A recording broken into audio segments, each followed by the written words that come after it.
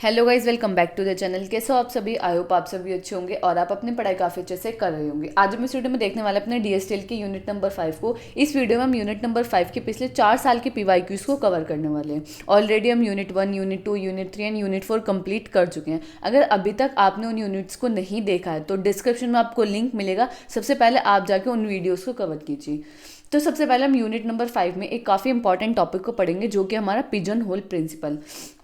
Pigeon hole principle इतना important है कि आप इसे देख सकते हो। एक एटू 2021, 22, 22, 23, 23, 24 और 24, 25 में भी इसका क्वेश्चन आया, यानी लगातार चारों साल इस टॉपिक से हमारा क्वेश्चन पूछा गया है।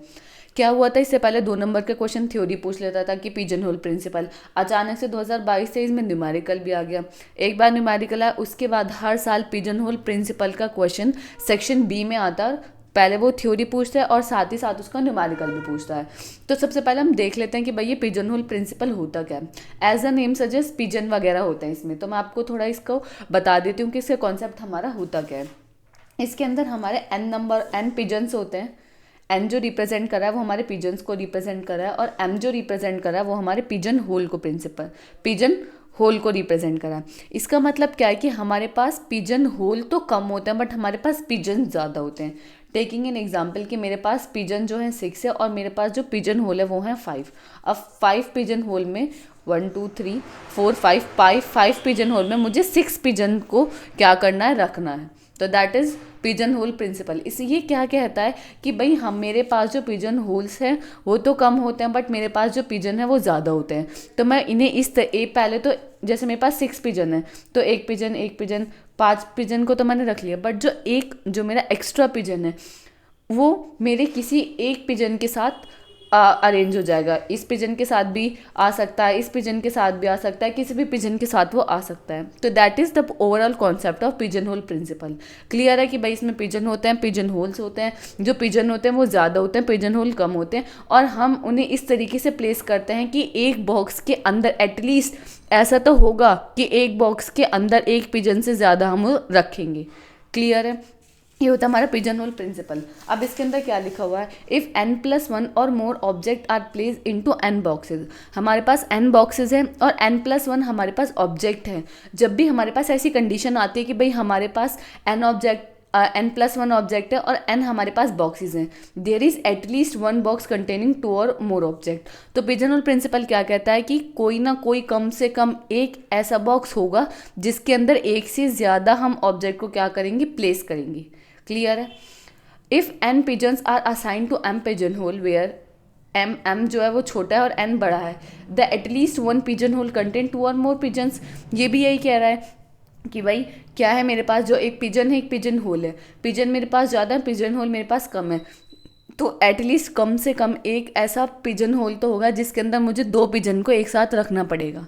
ये मेरा पिजन होल प्रिंसिपल है और इसी के ऊपर ही हमारा बहुत सिंपल न्यूमेरिकल आता है। क्लियर है? तो आई होप अगर ये थ्योरी पूछी जाती है सेक्शन ए में कि पिजन होल प्रिंसिपल क्या होता है तो आप अब बता पाओगे कि पिजन होल प्रिंसिपल हमारा होता क्या है। सिंपल। क्लियर है? अब इसके अंदर क्या लिखा हुआ है, जो हमारा पहला क्वेश्चन है ये हमारा 2022 से इसमें पूछा गया था। तो क्वेश्चन है क्या, if 6 colour are use to paint 37 home. हमारे पास 6 कलर हैं और उन 6 कलर का यूज़ करके हमें 37 होम को पेंट करना है। Show that at least 7 home of them will be of same colour. आपको शो करना है कि एटलीस्ट कम से कम 7 ऐसे होम होंगे जिनका सेम कलर होगा। क्लियर है? भाई यहाँ पे भी यही बात हो रही है कि भाई 6 कलर हैं, 37 होम को पेंट करना है। तो सबसे पहले हम देख लेते हैं कि मुझे एक होम को पेंट करने के लिए हर कलर में मैं कितने होम को पेंट कर पाऊँगी। कि मेरे फॉर एग्जांपल कि मैं कलर मान लेती हूँ, मेरे पास जो 6 कलर वो रेड, ब्लू, ऑरेंज, मेरे पास ग्रीन, येलो, पिंक, मेरे पास ये 6 कलर हैं। क्लियर है? अब मुझे इन 6 कलर का यूज़ करके 37 होम्स को पेंट करना है। क्लियर है? अब मैं देख लेती हूँ कि एक कलर से मैं कितने होम को पेंट कर पा रही हूँ। कितने होम है? 37, और मेरे कलर कितने? 6। तो 6 यानी मैं एक कलर का यूज़ करके 6 घर को मैं पेंट कर सकती हूँ। तो एक कलर का यूज़ करके मैं 6 घर को पेंट कर पा रही हूँ। ऐसी ब्लैक अगर मैं ब्लू का यूज़ करूँगी तो इसको 6, ऑरेंज का तो 6, ग्रीन का तो 6, येलो का तो 6, पिंक 6। इसका मतलब क्या है, अगर आप इनको ऐड करोगे तो यानी 36 में होम को जो है पेंट कर पा रही हूँ। 36 तो ठीक है, आप कर पा रहे हो कि रेड कलर के 6 घर हो गए, ब्लू कलर के 6 घर हो गए, ऑरेंज कलर के 6 हो गए, ग्रीन के 6 हो गए, येलो के 6 हो गए, पिंक के 6 हो गए। बट मेरे पास तो टोटल नंबर ऑफ हाउसेस कितने 37, अभी मेरा एक हाउस बच गया। इसका मतलब क्या है कि एटलीस्ट मेरा एक हाउस ऐसा होगा जो जो क्या होगा, मतलब जो मैं कलर है उसके अंदर हम 6 हाउसेस को पेंट कर पा रहे हैं, तो कोई ना कोई ऐसा कलर होगा जो कितने घर को पेंट करेगा, 7 घर को पेंट करेगा। इतनी चीज़ आपको क्लियर हुई कि क्या कह रहा है क्वेश्चन। एक बार मैं आपको और समझा देती हूँ कि मुझे समझ आ गया कि मैं 36 को तो पेंट कर पा रही हूँ, बट जो मेरा एक रिमेनिंग है, जो ये 37 वाला मेरा हाउस है, उसे मैं इन 7 कलर में से किसी भी कलर का यूज़ करके मैं पेंट कर दूंगी। तो इसका मतलब क्या है कि जो ये मेरे 6 कलर है, इनमें से कोई ना कोई एक ऐसा कलर होगा जो 6 नहीं 7 घर को पेंट करेगा। क्लियर है, यही मुझे प्रूफ करना था। समझ आया आपको? तो वही इसके अंदर लिखा हुआ है, 6 home 6 colour but remaining will be, अब रिमेनिंग हमारे पास एक रह जाएगा। तो इसका मतलब क्या है कि 6 नहीं, कोई ना कोई एक ऐसा कलर का हम यूज़ करेंगे जो हमारे 7 घर को पेंट करेगा इंस्टीड ऑफ 6। सारे कलर तो 6 को कर रहे होंगे, 6 घर को पेंट, बट कोई ना कोई एक ऐसा कलर ज़रूर होगा जो 6 नहीं 7 घर को पेंट करेगा। क्लियर है? आई होप आपको समझ आ गया होगा। इसमें आपको यही बताना था। बट ये क्वेश्चन क्या था, इसके जो क्वेश्चन आते हैं ना वो थोड़े ट्रिकी आते हैं। अभी आप नेक्स्ट क्वेश्चन देखोगे ना, जो 2024-25 में जो ये क्वेश्चन आए, ये काफ़ी ट्रिकी क्वेश्चन है। अगर आप इसकी लैंग्वेज को पकड़ पाते हो तो आप बहुत इजीली कर पाओगे, अदरवाइज ये क्वेश्चन बहुत कन्फ्यूजिंग होते हैं, क्योंकि टोटली आपको जो इसका आंसर देना वो भी टोटली लैंग्वेज में देना है कि भाई ये हैं क्या क्या। क्लियर है? और इसको समझने के लिए आपको क्वेश्चन को पढ़ना, उसको अंडरस्टैंड करना बहुत ज़्यादा इंपॉर्टेंट है। अब नेक्स्ट जो क्वेश्चन है आपका AKT 2024-25 में पूछा गया था। तो क्वेश्चन था क्या, इसमें तो लिखा हुआ था कि using pigeon hole principle find the minimum number of n of integer to be selected from as एक सेट गिवन है so that the sum of 2 of the integer is even. सबसे पहला फास्ट जो हमारा इसका पहला पार्ट है, सबसे पहले हम उसको समझते हैं। ये क्या कह रहा है कि पिजन होल प्रिंसिपल का आप यूज़ कीजिए और फाइंड कीजिए कि मिनिमम नंबर ऑफ इंटीजर मुझे कितने रिक्वायर्ड होंगे कि मैं जो आपने एक सेट सेलेक्ट किया उसके अंदर से अगर मैं कोई 2 इंटीजर लूँ तो उनका सम मेरा इवन आना चाहिए। नहीं समझ आया? कोई नहीं, मैं आपको समझाती हूँ। थोड़ा ये ऐसे ही है कि इसका मतलब क्या है कि मिनिमम नंबर ऑफ n क्या एक इंटीजर है, मुझे n जो मेरे ये सेट S है जिसके अंदर मेरे कौन कौन सा एलिमेंट है 1 से लेके 9 तक है, ठीक है, 5 6 7 8 9। अगर मैं इनमें से कितने भी नंबर को मैं सेलेक्ट करती हूँ, इन्होंने मुझे नहीं बताया, ना ही इन्होंने ये पूछा है कि आप कितने नंबर को सेलेक्ट करोगे कि इवन आ जाए, नहीं, ये सब नहीं पूछा। उन्होंने क्या कहा है कि आप इनमें से कोई भी नंबर ले लो, कितने भी नंबर ले लो, मैं 2 ले लूँ, 3 ले लूँ, 4 ले लूँ, कितने भी नंबर आप ले लो, बट जब मैं 2 नंबर लूँ तो उन दोनों कोई भी 2 नंबर लूँ तो उनका सम जो है वो इवन आना चाहिए। क्लियर है? टेकिंग एन एग्जाम्पल, केस 1 मैंने लिया कि मैंने जो पेयरिंग की है, यानी जो सेट में से पेयर बनाए हैं वो मैंने n=2 के लिए बनाए कि मैंने 2 की पेयरिंग की है। क्लियर है? कोई नहीं, मैंने 2 की पेयरिंग मैंने इस तरीके से की है कि मेरे जो सम आप करोगे इवन आ जाएगा। मैंने 2 और 4 लिया तो उसका सम क्या है 6 आया। क्लियर है? मैंने 2 और 4 लिया, फिर मैंने 4 और 4 लिया, क्या आया मेरा सम 8 आया, 8 आया जो कि इवन है। 1 और 3 लिया, ठीक है, 4 आया। क्या ऐसा हो सकता है कि मैं 1 और 2 ले लूँ? हाँ हो सकता है, क्यों नहीं हो सकता। क्यों? क्वेश्चन में कहीं बोला है कि आप जो नंबर सेलेक्ट करोगे वो इवन होना चाहिए या ऑड होना चाहिए, वो नंबर तो कोई सा भी हो सकता है, तो ये पॉसिबिलिटी भी आ सकती है। जैसे ही आपने 1 और 2 लिया, अब जब आप इसका सम करोगे तो वो आ जाएगा 3, और 3 क्या है ऑड नंबर। इसका मतलब है कि अगर आप 2 नंबर लेते हो, इंटीजर n जो है, जो हमसे पूछा, अगर हम मिनिमम 2 नंबर लेते हैं तो यहाँ हमारी कंडीशन कहीं ना कहीं जाके एक ऐसी पोजीशन आएगी जहाँ हमारी कंडीशन फेल हो जाएगी। फेल कैसे हो जाएगी कि भाई मैं अगर कोई एक इवन एक ऑड के कॉम्बिनेशन ले लेती हूँ तो मेरा जो आउटपुट है वो ऑड आ रहा है, तो वहाँ मेरी कंडीशन फेल। इसका मतलब मैं इंटीजर n2 नहीं ले सकती, तो ठीक है कोई नहीं। अब आप ये मत बोलना कि n मैंने 1 क्यों नहीं लिया, क्योंकि 1 का आप क्या करोगे भाई, इवन है ऑड है, यहाँ तो आप कोई सा भी नंबर ले सकते हो, ठीक है। वन से तो कोई केस बनता नहीं है। टू के लिए देख ले, अब हम ठीक है केस टू देख लेते हैं कि भाई मैंने क्या सोचा कि चलो एक नंबर बढ़ा के देख लेते हैं, ठीक है। एंड मैंने 3 ले लिया है। अब मैंने 3 ले लिया है, अब मैं क्या कंडीशन लूँगी, पहले मैं सारे ऑड की कंडीशन लूँगी कि मैंने जो तीनों नंबर लिए हैं वो मैंने ऑड लिए हैं। अब क्या ऐसा है कि आप कोई 2 नंबर लो और उनका सम इवन आ जाए, कोई भी 2 ले लो। इसने क्वेश्चन में ये भी नहीं पूछा है कि आप, रिस्ट्रिक्शन नहीं है कि आप यही 2 लो, पहले 2 लो, लास्ट के 2 लो, आप कोई भी 2 लो। बस मुझे तो क्या चाहिए, पक्का बताओ कि भाई गारंटी मुझे दो कि 2 का सम, किसी 2 नंबर का सम क्या आ जाएगा, इवन आएगा। हाँ आएगा, 3 + 1 4 इवन आएगा। तो इसका मतलब अगर मैं तीनों नंबर ऑड लेती हूँ तो मेरी ये कंडीशन फुलफिल हो रही है, ठीक है। अब मैं तीनों इवन ले लेती हूँ, तो मैंने 2 ले लिया, 4 ले लिया, 6 ले लिया, ठीक है। अब मैंने क्या करा, 4 + 2 मेरा क्या गया, 6 आ गया। ये कंडीशन तो ऑलवेज ही इवन रहेगी, क्लियर है। अब मैं लेती हूँ इवन ऑड का कॉम्बिनेशन, क्योंकि यहाँ जो हमारी पहली कंडीशन थी वो इवन और ऑड के कॉम्बिनेशन में फेल कर गई थी, बट यहाँ मैंने क्या लिया, इवन ऑड का कॉम्बिनेशन ले लिया। 1 2 और 3 तीनों क्या है, 2 क्या है मेरा इवन, फिर ये ऑड है, तो मैंने क्या करा, 3 और 1 को प्लस किया तो मेरा क्या आया, 4 आया। 4 क्या है, हमारा इवन नंबर है। इसका मतलब क्या है कि अगर मैं एन जो इंटीजर है, मिनिमम अगर मैं 3 नंबर लेती हूँ तो उनमें से किसी 2 नंबर का सम हमेशा इवन आ रहा है। इस चीज़ की मैं गारंटी दे सकती हूँ कि आप कोई भी कॉम्बिनेशन ले लो 1 से लेके 9 तक, अगर आप 3 नंबर ले रहे हो, तीनों चाहे आप इवन ऑड लो, तीनों चाहे आप इवन लो, चाहे आप इवन और ऑड का कॉम्बिनेशन ले लो, तो वो कोई 2 नंबर का सम हमेशा इवन आ रहा है। तो उसने यही तो पूछा था कि मिनिमम मुझे एन ऐसा हो कि चाहे कोई भी नंबर मैं एन लूँ, उनमें से कोई 2 का सम करूँ तो वो इवन आना चाहिए। मुझे गारंटी के साथ बताओ। हाँ हमने बता दिया कि आप कितना लो, एन की वैल्यू 3 लोगे तो आपका आएगा ही आएगा। अब यहाँ आपने देखा कि मिनिमम पूछा, तो इसलिए हमने 0 मतलब 1 2 3 से स्टार्ट किया, क्लियर है। मिनिमम पूछा था, तो आई होप आपको ये क्वेश्चन क्लियर होगा कि इस क्वेश्चन में हमसे पूछा क्या था, हमें बताना क्या था। क्योंकि आप पता है अभी क्या सोचोगे, इस क्वेश्चन को जैसे आप पढ़ोगे ना, तो आप सोचोगे the sum of 2 of the integer is even, कि भाई कोई 2 नंबर लो और उसका सम इवन आना चाहिए। बट वो ये नहीं कह रहा है कि आप 2 नंबर लो, वो कह रहा है कि जो मेरा ये पूरा सेट है, आपने इस सेट में से मैं कितने नंबर चूज़ करूं, कितने मिनिमम नंबर ऑफ चूज़ करूं कि मेरा उन नंबर में से किसी 2 नंबर का सम क्या आ जाए, इवन आ जाए। क्लियर है। आई होप आपको समझ आ गया होगा कि ये क्वेश्चन कह क्या रहा है। और इसका सॉल्यूशन मैंने काफ़ी अच्छे से इसके अंदर लिखा हुआ है कि आपको किस तरीके से यूनिवर्सिटी एग्जाम में इसको लिख कर आना है। अब इसका जो सेकंड पार्ट था, इसका सेकंड पार्ट भी देख लेते हैं। इसके सेकंड पार्ट में क्या पूछा था, the difference of 2 of the number N integer is 5।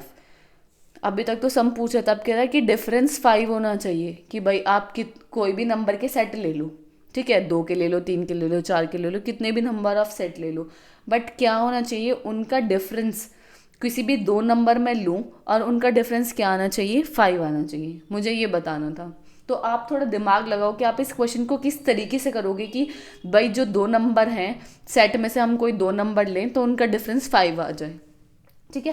पहले हम देख लेते हैं कि ऐसे कौन कौन से पेयर हैं जिनका हमारा जो क्या डिफरेंस है वो 5 आता है, ठीक है।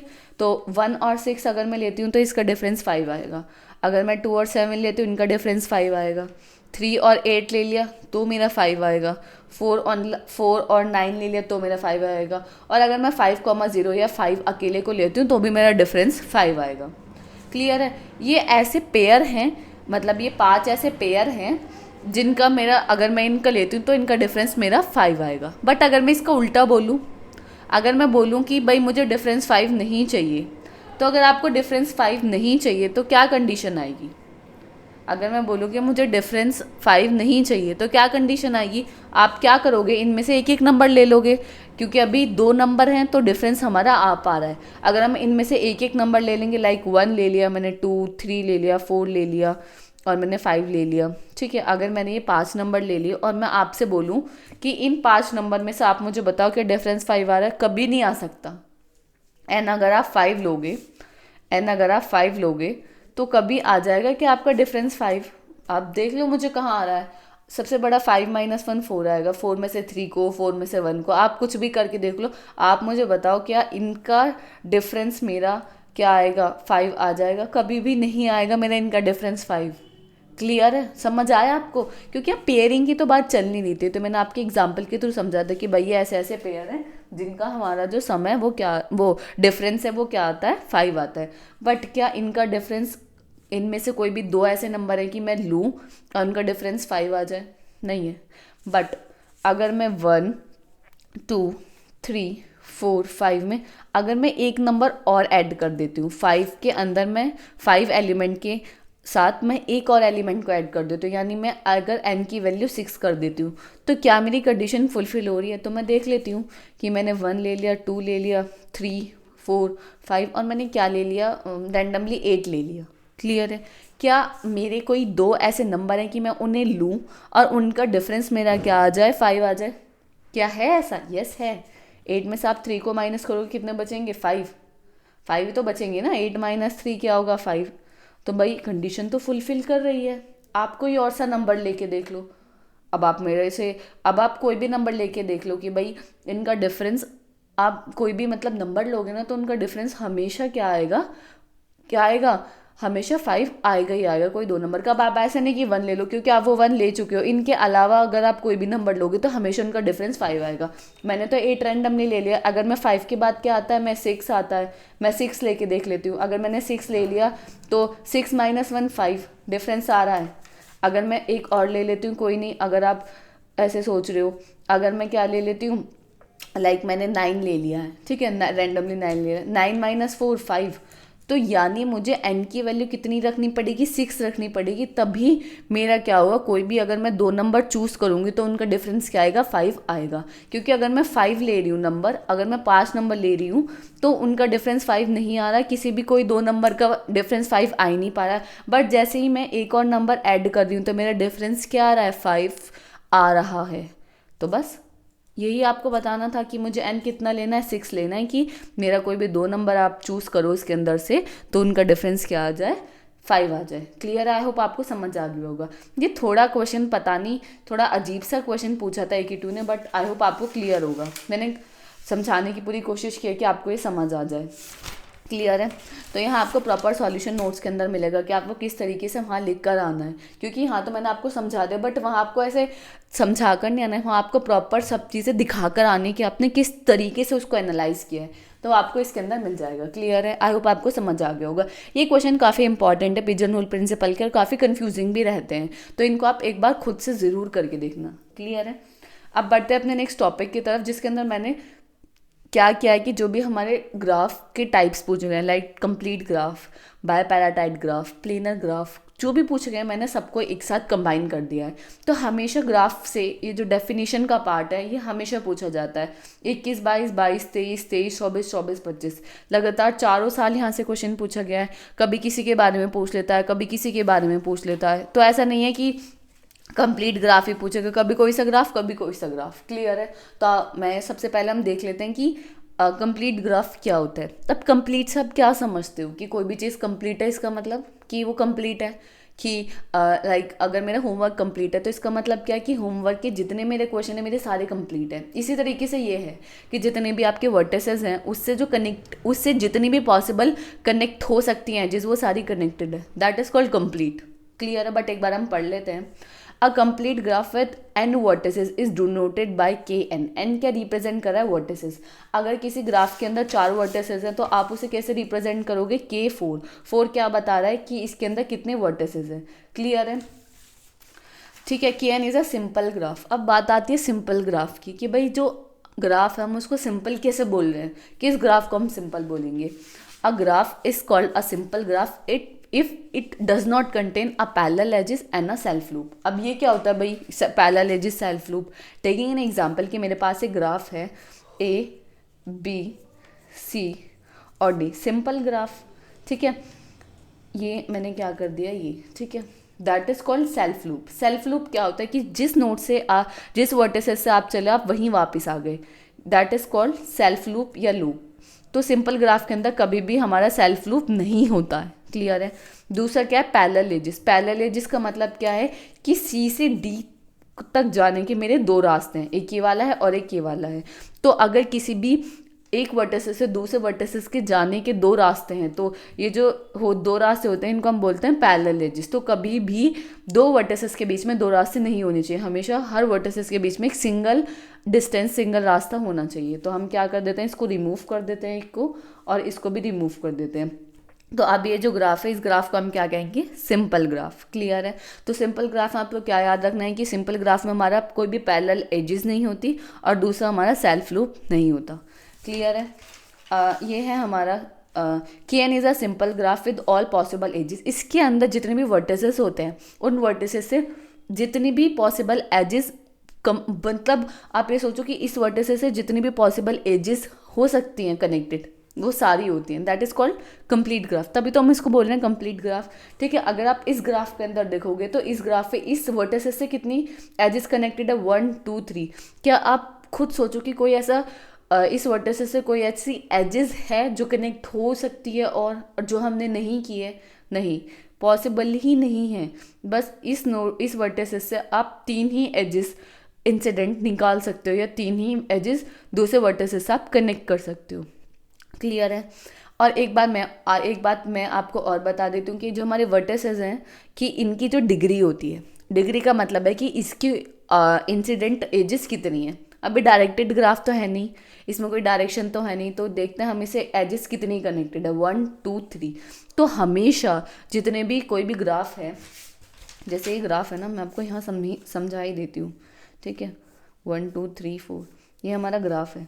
तो इस ग्राफ में अगर मैं इस नोट की डिग्री पूछूं तो इस नोट की डिग्री हमेशा क्या होगी, n-1। और n क्या रिप्रेजेंट कर रहा है, वर्टिसेस। वर्टिसेस कितने, 1 2 3 4, तो 4 - 1 यानी 3। इसकी डिग्री क्या होगी, 3। और मैंने डिग्री आपको क्या बताया कि इंसिडेंट एजेस, कि भाई इसके एजेस कितनी कनेक्टेड है, 1 2 3। अब आप इसकी भी देखोगे, इसकी भी 3 है, इसकी भी देखोगे, इसकी भी 3 है, इसकी भी देखोगे, इसकी भी 3 है। तो that graph is known as complete graph. Clear है। कंप्लीट ग्राफ ही तो है ये। ठीक है। अब ये कंप्लीट ग्राफ की एग्जांपल है और इसके अंदर मैंने यही लिखा हुआ है कि जो इसकी डिग्री होती है वो n-1 होती है। क्लियर है। आई होप आपको समझ आ गया होगा कि हमारा कंप्लीट ग्राफ क्या होता है। अब नेक्स्ट होता है हमारा cycle graph. Cycle graph as the name suggest cycle बन जाती है। क्लियर है। अ सिंपल ग्राफ, यहाँ पे भी सबसे पहला क्या होना चाहिए कि साइकिल ग्राफ होने के लिए सबसे पहले उसे सिंपल ग्राफ होना चाहिए। सिंपल ग्राफ है तो इसका मतलब कोई भी पैरेलल एजेस और कोई भी सेल्फ लूप इसके अंदर नहीं है। With n vertices where n greater than equal to 3। n greater than equal to 3 का मतलब क्या है कि जो हमारे वर्टिसेस हैं हम 3 लेंगे या 3 से ज़्यादा लेंगे। अब आप मुझे बताओ कि हमने 2 वर्टिसेस ले लिए हैं, एक A ले लिया है और मैंने B ले लिया है, क्या कभी इनमें साइकिल बन सकती है? नहीं बन सकते। अब आप सोचोगे कि हाँ बन सकती है, ये बन गई साइकिल, बट क्या हुआ, ये तो पैरेलल एजेस हो गई। और ये क्या बोला सबसे पहले कि सिंपल ग्राफ होना चाहिए, तो कभी भी पैरेलल एजेस तो हो ही नहीं सकती। या मैं एक ये बना दूँ, क्या ये कभी साइकिल बना सकता? नहीं। बट अगर मैं A B और C, अगर मैं 3 वर्टिसेस ले देती हूँ तो yes they can form cycle. और ये क्या है, एक सिंपल ग्राफ भी है, कोई पैरेलल एजेस नहीं है, कोई सेल्फ लूप नहीं है। तो हमेशा साइकिल ग्राफ में जो वर्टिसेस होंगे वो हम 3 लेंगे या 3 से ज़्यादा लेंगे, और वो मैंने आपको समझा दिया कि क्यों लेंगे। क्लियर है। तो साइकिल ग्राफ तो सिंपल है, and n edges with all n vertices from a cycle of length n is called a graph with n cycle. जहाँ से आप स्टार्ट हुए, जिस नोट से आप स्टार्ट हुए वहीं पे आप आ गए एंड में, दैट इज कॉल्ड साइकिल। आप यहाँ से स्टार्ट करिए, फिर आप यहाँ गए, यहाँ गए, यहाँ गए, तो यहीं वापस आ गए, तो ये क्या आपने फॉर्म करी साइकिल। और इस साइकिल की लेंथ क्या है, जितने इसमें नंबर ऑफ वर्टिसेस हैं, नंबर ऑफ वर्टिसेस कितने, 1 2 3। तो ये जो साइकिल बनाई है इसने वो किस लेंथ की है, 3 लेंथ की है। इसी तरीके से ये C4 है, ये हमारा C5 है। क्लियर है। That is called cycle graph. अब नेक्स्ट है आपका कनेक्टेड ग्राफ। अब कनेक्टेड ग्राफ क्या होता है, as a name suggest connected, कि कनेक्टेड होना चाहिए। कनेक्टेड का मतलब क्या है कि हम, अगर मैं A से F जाना चाहूँ तो मैं A से F जा सकती हूँ। अब मैं ये नहीं कह रही कि A से F मुझे डायरेक्टली मुझे कोई रास्ता मिल जाए, नहीं, मैं और वर्टिसेस की हेल्प से अगर मैं A से F तक पहुँच पा रही हूँ तो that is called connected graph. A से F नहीं, यानी हर वर्टिसेस एक, अगर मैं A से C, A से D, A से F में हर वर्टिसेस तक पहुंच सकती हूँ कोई भी पाथ को फॉलो करके, that is called connected graph. A graph with 2 और more vertices is said to be connected if there exist at least 1 path between every pair of vertices.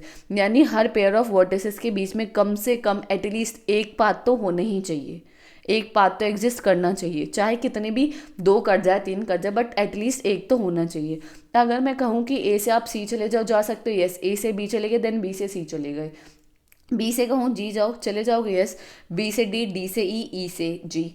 अब सी से एफ हमारे डायरेक्ट नहीं है, बट सी से एफ आप पहुँच सकते हो, यस पहुँच सकते हैं। सी से डी गए, देन डी से ई गए, देन ई से एफ चले गए, ठीक है। अब एफ से जी डायरेक्ट कोई एज नहीं है, बट आप पहुँच सकते हो, यस पहुँच सकते हो। आप एफ से ई जाओगे, देन ई से जी जाओगे, क्लियर है। तो that is called connected graph. और नॉन कनेक्टेड या डिसकनेक्टेड ग्राफ क्या होता है? अब मैंने बस क्या किया कि ये जो डी से ई वाली एजेस थी इसको हटा दिया। तो अब आप देखो, क्या सी से आप एफ पहुँच सकते हो? नहीं पहुँच सकते। सी से एफ आप नहीं पहुँच सकते, तो इसका मतलब क्या है? ये डिसकनेक्टेड ग्राफ है। बट अगर मैं इंडिविजुअल इसको छोड़ के इसकी बात करूँ तो ये कैसा ग्राफ है? आप मुझे बताओ ये कैसा ग्राफ है? ये खुद एक इंडिविजुअल कनेक्टेड ग्राफ है, क्योंकि आप ए से डी पहुंच सकते हो, यस। ए से बी गए, बी से डी गए। आप हर एक वर्टिसेस दूसरे वर्टिसेस से एटलीस्ट एक पाथ एग्जिस्ट करता है, आप पहुंच सकते हो, क्लियर है। That is called connected graph. Connected और डिसकनेक्टेड ग्राफ आई होप आपको क्लियर होगा।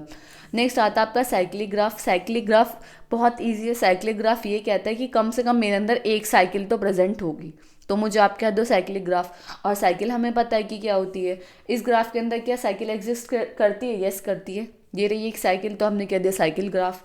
ये इसके अंदर करते हैं, यस। एटलीस्ट कम से कम एक तो होने चाहिए, एक से ज़्यादा भी हो सकते हैं, बट हमें तो किससे मतलब है कि एक होनी चाहिए, मिनिमम एक होनी चाहिए। तो ये रही एक साइकिल, ये रही, तो that is called cyclic graph, clear है।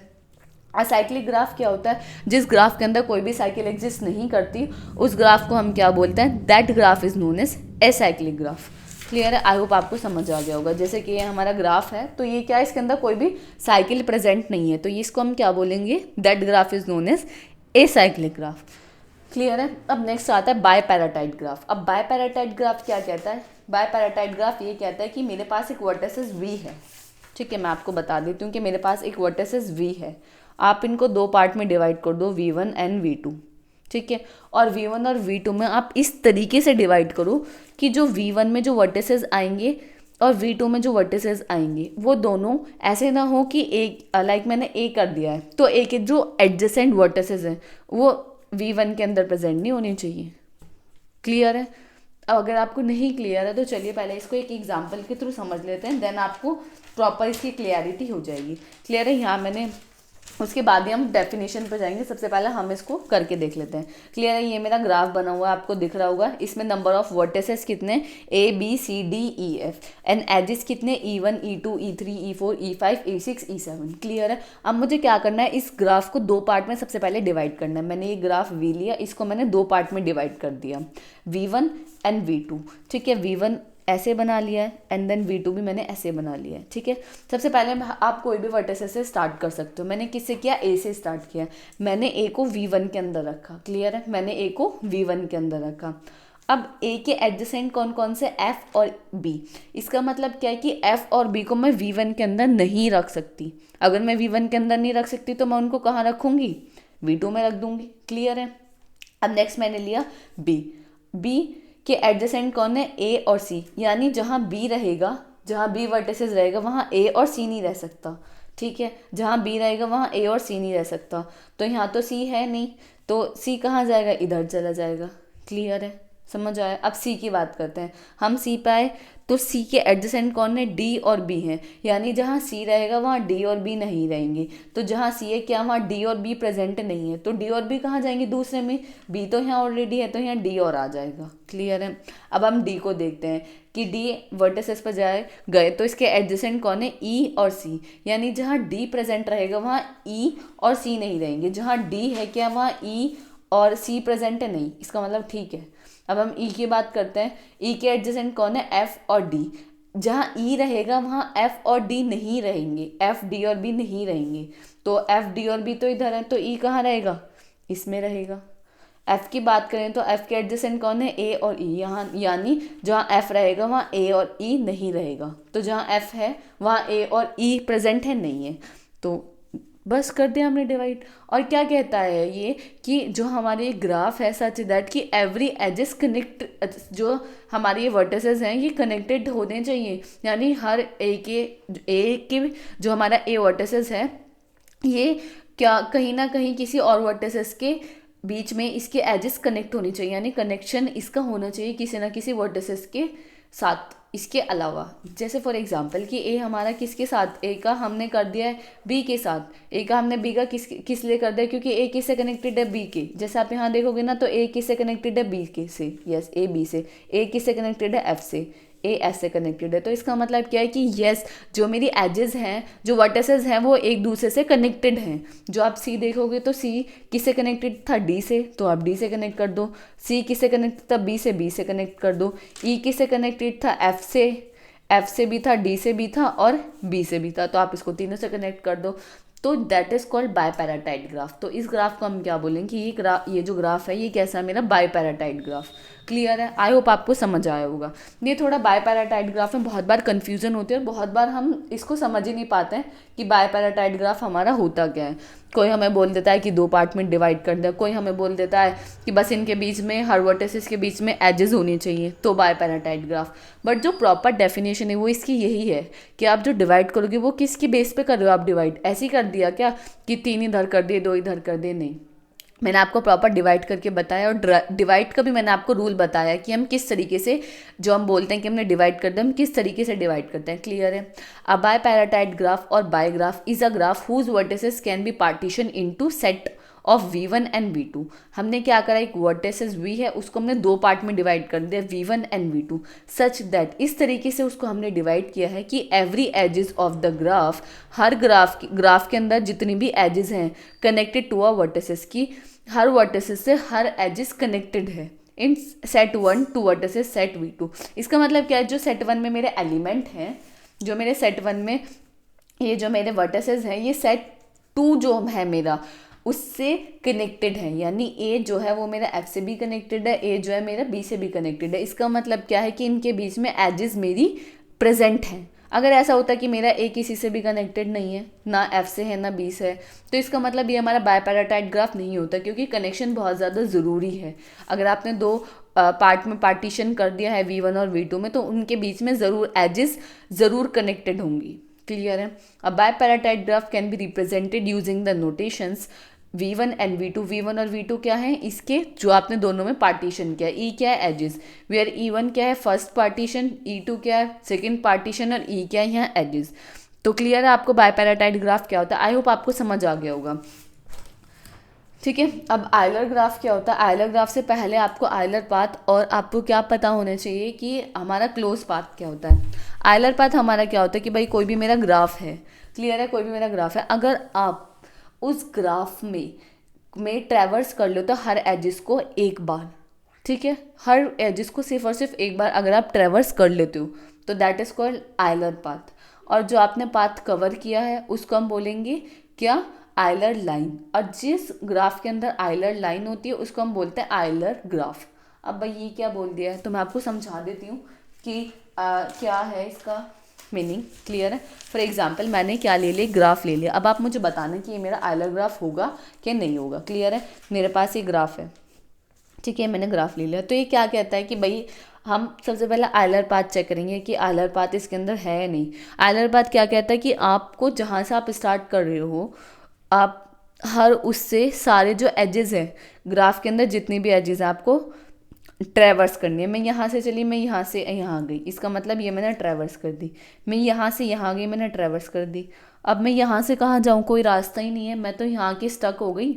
अब मेरे पास, मैं इन दोनों एजेस को कैसे ट्रैवर्स करूँ, वापस जाने का कोई रास्ता नहीं है, नहीं है ना वापस जाने का रास्ता, यहाँ से और कोई रास्ता नहीं है। इसका मतलब इसके ग्राफ के अंदर कोई भी आयलर पाथ नहीं है, तो दैट इज़ कॉल्ड कि ये हमारा आयलर ग्राफ नहीं है। अगर मैं इस ग्राफ की बात करूँ, ठीक है, अब मैं करती हूँ आपसे इस ग्राफ की बात कि ये ग्राफ बताओ कि आयलर ग्राफ है या मेरा नहीं है।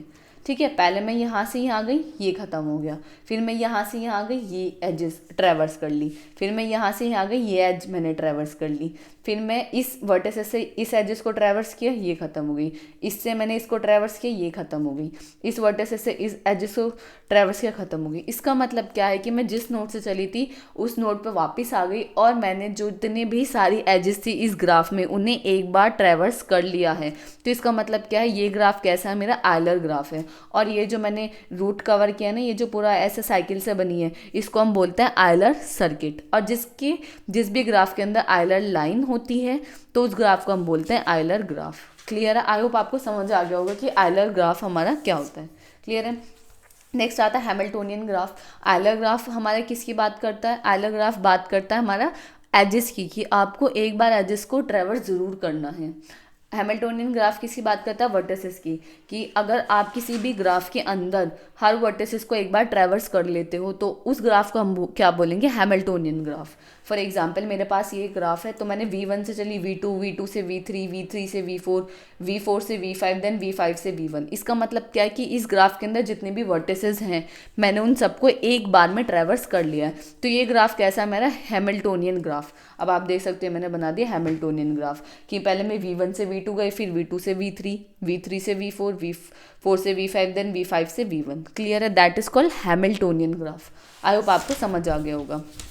ठीक है, अब बढ़ते अपने नेक्स्ट क्वेश्चन की तरफ, जिसमें आपसे क्या पूछा था कि 2023-24 में कि आपको बायपैराटाइड ग्राफ और कंप्लीट ग्राफ के बीच में डिफरेंसेस बताने थे और K34 और K5 को बनाना था और उनको एक्सप्लेन करना था कि भाई ये प्लेनर क्यों नहीं है।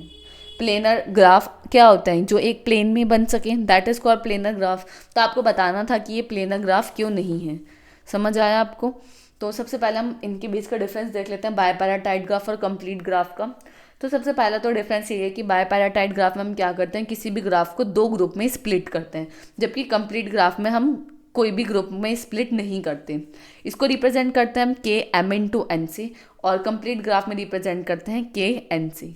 ठीक है, बायपैराटाइड ग्राफ में जो हमने कहाँ बनाया था बायपैराटाइड ग्राफ, ये था ना हमारा बायपैराटाइड ग्राफ। ये हमारा m होता है, ये हमारा n होता है। इसके अंदर कितने वर्टिसेस हैं? 3, तो m की वैल्यू कितनी होगी? 3। इसके अंदर कितने हैं? 3, तो m/n यानी हमारे पास 9 हमारे पास क्या है? यहाँ एजेस है। क्लियर? अब आप चेक भी कर लेना, 9 ही होंगी। ठीक है, 9 ही होंगी। क्लियर? अब हमारा क्या हो गया? देन रिप्रेजेंट करते हैं Kn, और इसमें एजेस कितनी होते हैं कंप्लीट ग्राफ में? n/n-1/2। क्लियर है? आई होप आपको समझ आ गया होगा। अब नेक्स्ट आती है कि K34 और K5। अब हमें इसको किस तरीके से बनाना है? K34 का मतलब क्या है कि 3 हमारे पास क्या है? पहले ग्रुप में वर्टिसेस हैं, और नेक्स्ट ग्रुप में कितने? हमारी 4 वर्टिसेस हैं। तो पहले ग्रुप में 3 वर्टिसेस हैं, तो मैंने रिप्रेजेंट कर दिया उन्हें U1, U2 और U3 से। और दूसरे में क्या है? K3 एंड देन 4 वर्टिसेस हैं दूसरे ग्रुप में, तो 1 2 3 4। अब आपको क्या करना है? जस्ट इनको कनेक्ट करना है। जस्ट आप इनको कनेक्ट कर दो। ये जो वर्टिसेस है ये हर वर्टिसेस से कनेक्ट होगा। यस, हो गया। ये भी हर से कनेक्ट होगा और ये भी हर किसी से कनेक्ट होगा। तो ये आपने ग्राफ बना लिया, कंप्लीट ग्राफ। क्लियर है? देन आप क्या करोगे? अब जब भी हम बात आती है प्लेनर की, कि एक प्लेन में होना चाहिए, तो एक प्लेन का मतलब है कि आप इस ग्राफ को इस तरीके से रिप्रेजेंट करो कि कोई भी एजेस एक दूसरे को क्रॉस ना करें। क्या आप इस ग्राफ को इस तरीके से रिप्रेजेंट कर सकते हो कि कोई भी आपकी एजेस एक दूसरे को क्रॉस ना करें? नहीं कर सकते। आप कितना भी इसे इधर से उधर लेके चले जाओ, उधर से इधर ले जाओ। जैसे कि ये एज है, एक आपने यहाँ कर ली, एक इधर से इधर ले गए, आप एक इधर से उधर ले गए। कितना भी आप कर लेना, हमेशा एजेस एक दूसरे से क्रॉस ज़रूर करेंगी। तो कभी भी हम इसे बिना क्रॉस के नहीं बना सकते। तो ये प्लेनर ग्राफ इसलिए नहीं है। क्लियर है? वही मैंने लिखा हुआ है, अब planar graph can be draw without edge crossing. Planar graph वही है जिसके अंदर हम एजेस को क्रॉस ना करें, बट इसमें तो बहुत सारी एजेस हैं जो एक दूसरे को क्रॉस कर रही हैं। तो इसका मतलब ये हमारा नॉन प्लेनर ग्राफ है, और हम इसे रिप्रेजेंट भी नहीं कर सकते इस तरीके से कि कोई भी एजेस एक दूसरे को क्रॉस ना करे। सेम K5 की भी सेम ही बात है। जब आप K5 बनाओगे तो 5 वर्टिसेस लो, आप हर वर्टिसेस को हर से कनेक्ट कर लो। जैसे ये आपको क्या, ये मैं कंप्लीट ग्राफ अभी आप देखोगे ना, तो कंप्लीट ग्राफ का ही ये एग्जाम्पल है K5। क्लियर है? ठीक है, K5 कंप्लीट ग्राफ का ही एग्जाम्पल है। और ये जो था ना कि M/n, ये कंप्लीट, ये बायपैराटाइड ग्राफ का एग्जाम्पल है, क्योंकि बायपैराटाइड ग्राफ को जब हम रिप्रेजेंट करते हैं Km/n करते हैं। ठीक है, जैसे आप रिप्रेजेंटेशन देख होंगे Kmn यानी 2 हैं, तो K34 यानी ये बायपैराटाइड ग्राफ की बात कर रहे हैं। K5 यानी Kn, n क्या है? Number of vertices. तो ये क्या है? हमारा कंप्लीट ग्राफ। क्लियर है? समझ आ गया आपको? तो ये हमारा क्या है? कंप्लीट ग्राफ है। तो कंप्लीट ग्राफ में आप इसको पहले तो हर वर्टिसेस को जितने भी से पॉसिबल एजेस बन सकते हैं आप उसको कनेक्ट करोगे तो आपको इस तरीके का ग्राफ बनेगा।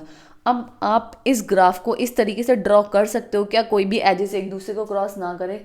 कभी भी नहीं कर सकते। आप कितना भी इसमें कर लो, कितना भी इधर से उधर ले जाओ, उधर से इधर ले जाओ, हमेशा क्या है, एजेस एक दूसरे को क्रॉस ज़रूर करेंगी। तो इसका मतलब क्या है कि ये हमारा ग्राफ कैसा है, नॉन प्लेनर ग्राफ है। क्लियर है? आई होप आपको समझ आ गया होगा। अब बढ़ते हैं नेक्स्ट क्वेश्चन की तरफ। ये क्या है, K33 से आप क्या समझे कि ये कैसा ग्राफ है, हमारा बायपैराटाइड ग्राफ। ये क्या कह रहा है कि ये K33 ग्राफ जो है ये सेटिस्फाई करता है इस इक्वालिटी को, ठीक है, but it is non planar.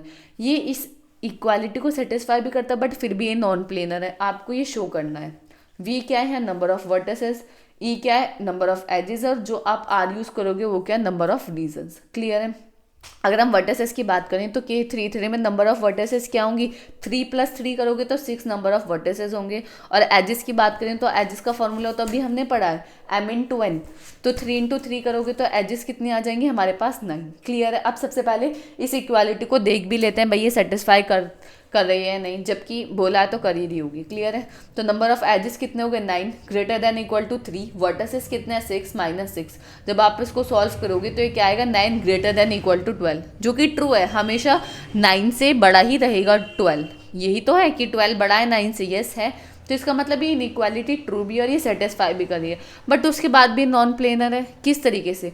तो वो आप करोगे आयलर्स फॉर्मूले की हेल्प से। क्लियर है? इतना आपको समझ आया? इसमें तो कुछ ऐसा था नहीं, जस्ट आपको वैल्यूज रखनी थी, ठीक है।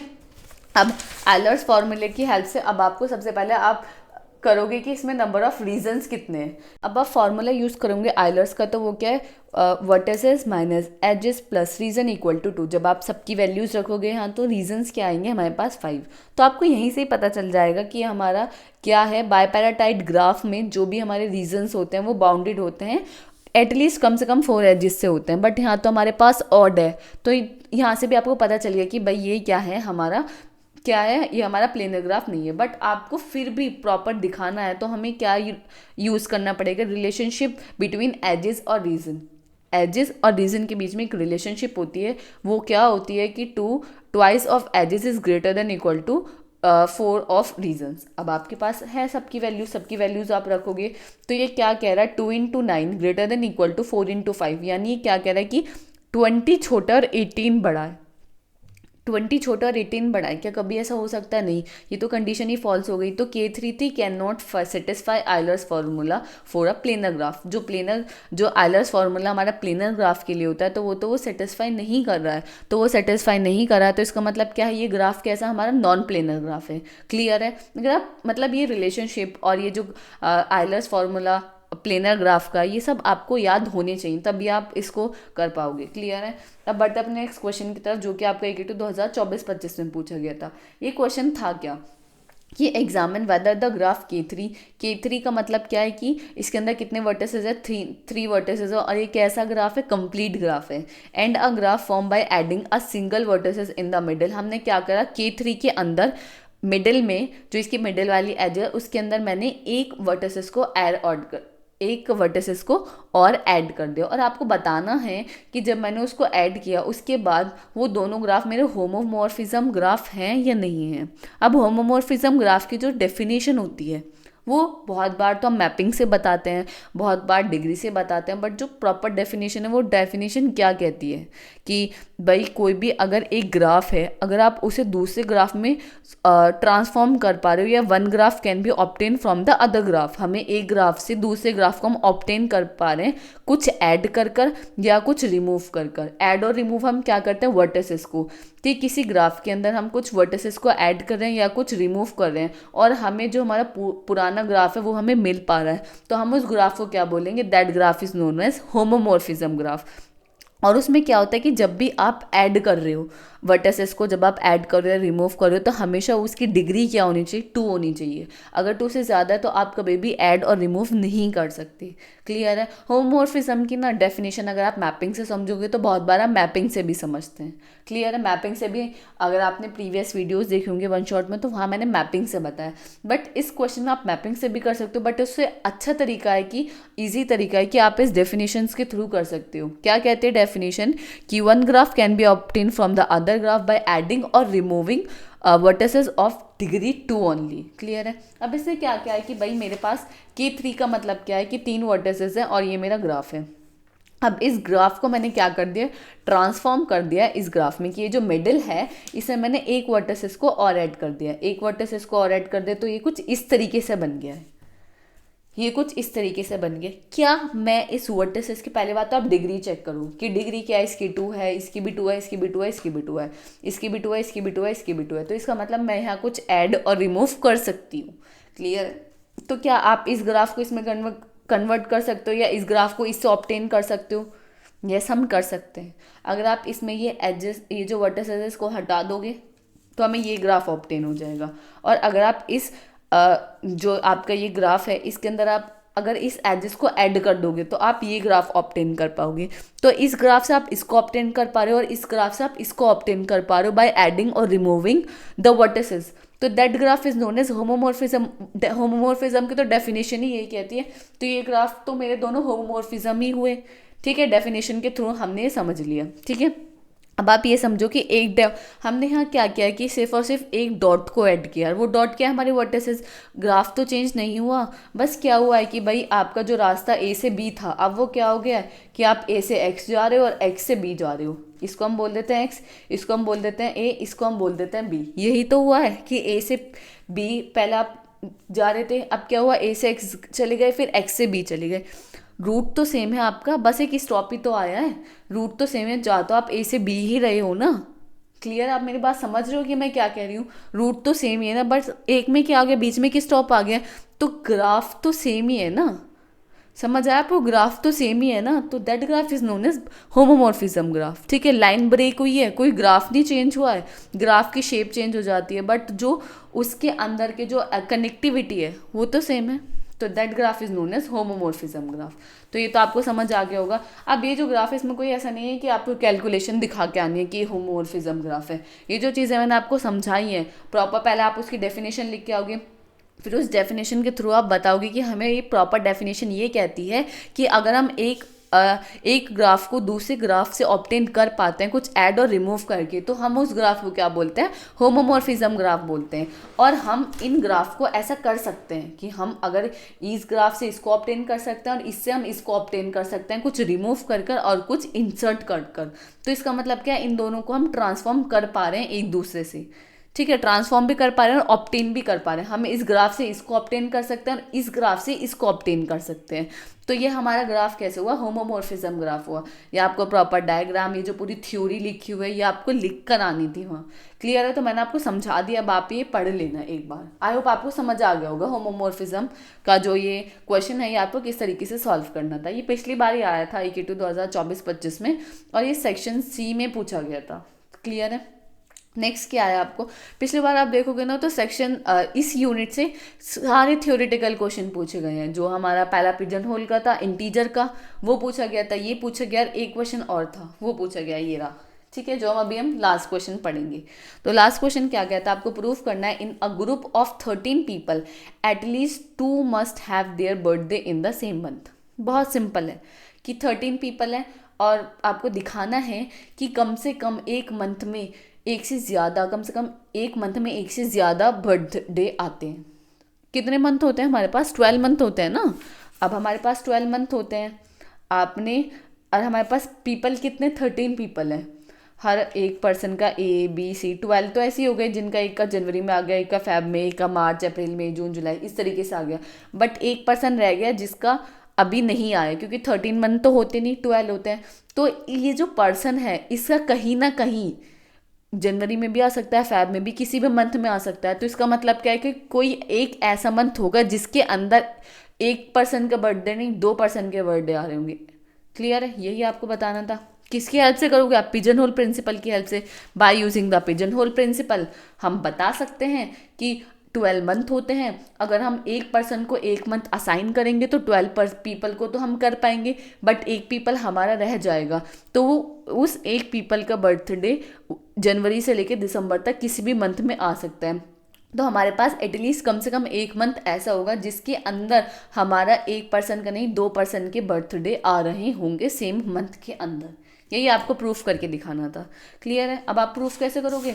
जस्ट आपको जो सब चीज़ें मैंने बताई हैं वो सब चीज़ें आपको लिखनी है और लास्ट में लिखना है कि हैंस प्रूफ कि भाई in a group of 13 people at least उसमें से एक ऐसे होंगे कि उनका कि 1 मंथ ऐसा होगा जिसमें 2 बर्थडे आएंगे, 2 पीपल के बर्थडे आएंगी। क्लियर है? ये सब चीज़ आपको लेकर आनी थी और पिजन होल प्रिंसिपल या पढ़ लेना है, ऐसा कुछ हार्ड नहीं है, बट समझ आना चाहिए आपको कि क्वेश्चन पूछ क्या रहा है, मुझे बताना क्या है। क्लियर है?